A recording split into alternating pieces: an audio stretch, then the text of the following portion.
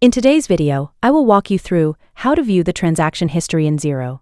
To begin, make sure you're on your Xero dashboard. Look across the top navigation bar and find the option labeled Accounting. Click on Accounting to open the drop-down menu. Once the menu appears, look for the option called History and Notes. Click on History and Notes to open the Transaction History section. After the page loads, you'll see a chronological list showing the history of changes and transactions within your Xero account. The entries are displayed in order, allowing you to review activity as it occurred over time. As you scroll through the list, you'll be able to see the recorded history for your account. This makes it easy to review previous changes and transactions whenever you need to look back at earlier activity. If your transaction history contains a large number of entries, you don't have to scroll through everything manually.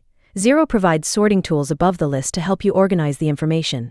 Look above the transaction history list and you'll find the available sorting options. These tools allow you to organize the history based on the information you're trying to review. If you want to organize the entries by date, click the Date Sorting option. The list will be rearranged according to the selected order, making it easier to review activity from a specific time period. If you're looking for a particular kind of entry, click the Type Sorting option.